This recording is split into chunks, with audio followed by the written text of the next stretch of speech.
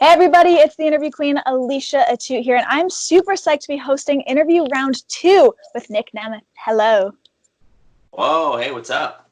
How have you been? It's been a minute. Staying busy, trying to, and being bored a bunch, but yeah, how about you? I'm doing okay. Same thing. Luckily, these interviews are kind of keeping my mind going, keeping things busy for me. But again, boredom has definitely been hitting quite often. So how are you kind of keeping away from the boredom? Because it's happening a lot to people.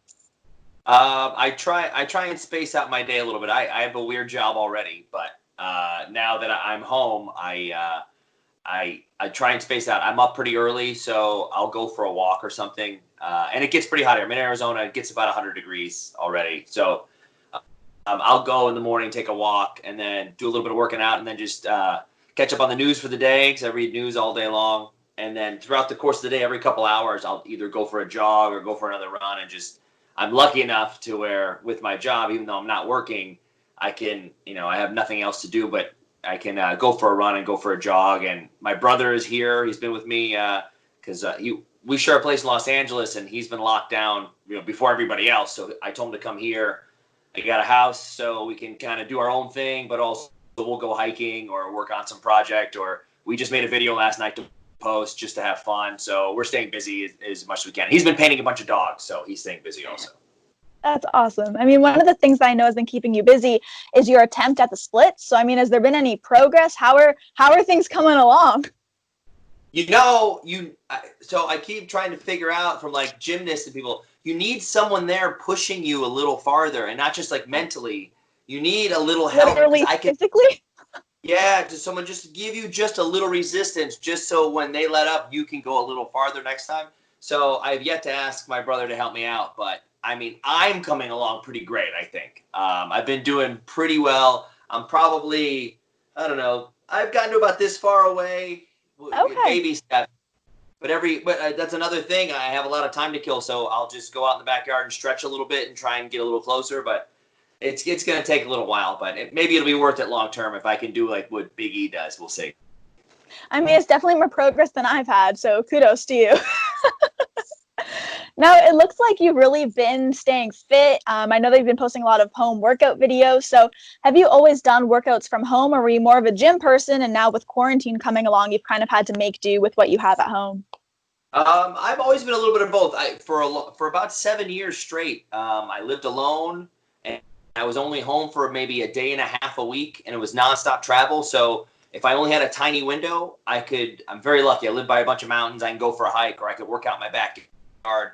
I have a couple of dumbbells and a couple of bands, and I'm pretty creative. I work out in hotel rooms all the time, if you got it. So I can do a little bit of both. I always enjoyed like having some pre-workout or a coffee or something, driving to the gym or even riding a bike to the gym, making it like a thing to get you out of your house and change the element and get there. And once you're there, you're like, I'm here. Now let's get it to work. And I kind of still do, when I do go to a gym, old high school and college workouts where I do like some circuit training for 7 or 8 minutes and then go sit in a sauna and just move around and then go back. And I feel like that's what's kept me in shape, since I was a kid. I don't know, something like that.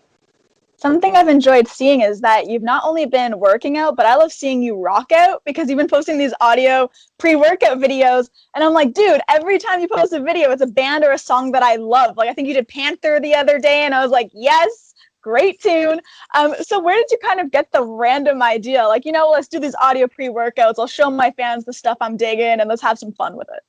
A lot of people, if you follow me or know me, I like a pretty specific genre of music for the most part. It's hair metal stuff. But also like even bored and I'm up early, I'm not always motivated to like, let's go hit the gym. So I'll be like, I'll go through a couple songs and just I'll do like Hair Nation radio and just keep checking and shuffling, and when something hits me and like, all right, there we go, I'm like, oh cool, I can make a quick little 15-second video of me rocking out, and it's genuinely me waking myself up to like, go do this gym now, and then later you can screw around. So and usually it's pretty good hair metal stuff, so it works either way. No, you've definitely had a couple bangers, especially the last few days. Some really good choices. Now, I know you mentioned your brother earlier, and your brother growing up, he actually, I believe, taught himself to play guitar. And meanwhile, you've always wanted. think he took piano lessons a long time ago, but he taught himself guitar. He plays piano.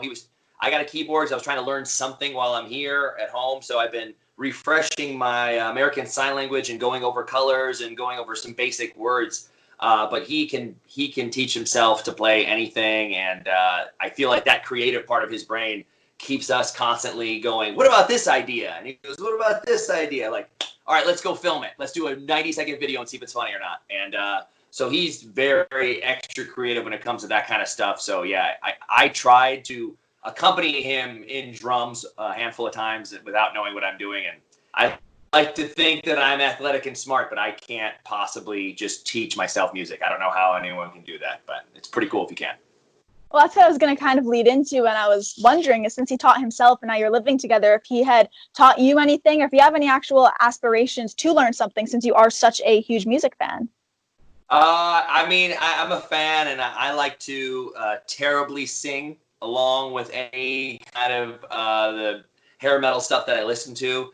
And I'm pretty good at like hitting a little tininess and blending into the music and pretending I'm singing well. But no, he's going to teach me. He taught me a little bit of Home Sweet Home on the piano. So Okay. I'm going to have him teach me a little bit more just so I can, if you're out on the town and you see a piano and you sit down, you're like, man, that guy's such a jerk that he just did that. But I'll be that jerk. It'll be great. Well, I was curious if you could have any band or artist write you some entrance music, kind of combining your two loves. Who would you freak out if they did so? Oh man, I mean, you and I both love Steel Panther, and I think that'd be a great fit. Motley Crue would be pretty awesome if that could possibly work out. But I'm a huge Steel Panther fan. I like them. If they didn't play music, I'd still like them. But Same. they play great music. I love. And it makes it so much better that I feel like and they're kind of, this underdog feel to them, but catching on with the world. So I kind of appreciate and can relate to that. So, I mean, Steel Panther would be pretty awesome. No, that would be something I would absolutely freak out if it ever came to fruition. Like, that would be badass. Now, And who knows? Good. It could go down. it absolutely could. That's one of those things that isn't out of question. They do some crazy collaborations with people. So you never know if you hit them up, what'll come back. Yeah, it might just be like, yeah, sure, no problem. Like, wait, what? Then it's Right. over. Let's just say you won't know what'll boomerang or come back to you. Yeah. We'll omit a word. Now it's there's something that you have to search for words of theirs that you're allowed to say. Play it safe, but you did great there. That was good. I tried. Now, it's been great seeing you on SmackDown Live recently, and I wanted to just name a couple of names and just get your genuine thoughts and first words that come to mind on them. So, I mean, the first one has to be someone you've been in the ring a little bit lately with, and that is Otis. First things that come to mind.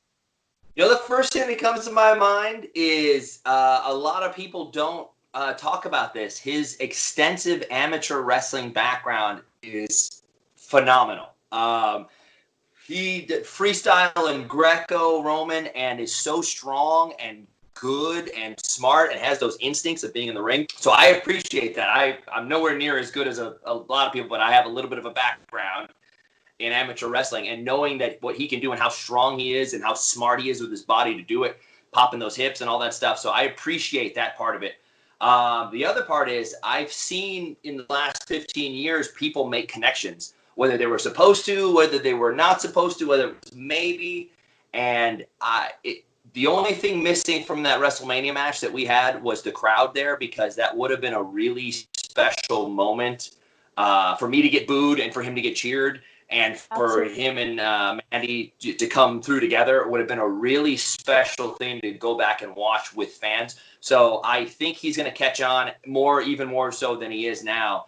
But most importantly, if I have any chance to kick him in the face, I'm going to do it. Yeah, there's no surprise there. And you had mentioned Mandy, so that's the other person I wanted to get a couple of words on, because I also don't know how you're healing emotionally. Emotionally, if I had feelings, sometimes I would be hurt and be down, but I don't really. I'm somewhat of I wouldn't say cyborg, because those are usually like Terminator guys, but I'm more of a robot, of a human being, to where things don't freak me out, things don't scare. I don't get down too often. I'm always pretty up and ready to go. So I like a chance. I like a fight. I like a challenge. If I have to do what it takes, to get Mandy to see me for the winner that I am, then, sometimes you have to lose to win. Somebody probably said that really smart. Yeah, I wonder if she has the same outlook. I mean, it seems like she might kind of like winners. I'm sorry to break it to you. Yikes. Maybe we can spin it around. Who knows? The coming weeks. Show her my old college wrestling tapes, maybe. And then she'll be like, "Oh, you win all the time. That's so great." Yeah. Maybe that's the next step in the plan. Who knows? Who knows? She'll be like, "Tapes? They still make those?" I'm like, "Nah, don't worry about it." Well, I really want to say thank you a ton for coming on here, for catching up for a minute. It was an absolute blast, so thank you for your time. Thanks, appreciate it. Always do good ones, so thanks for having me. Thank you, everybody. This has been the awesome Nic Nemeth. I am the interview queen, Alicia Atout. Be sure to check out aliciaatout.com for all exclusive interviews and features, and we'll see you all next time. Bye, everybody.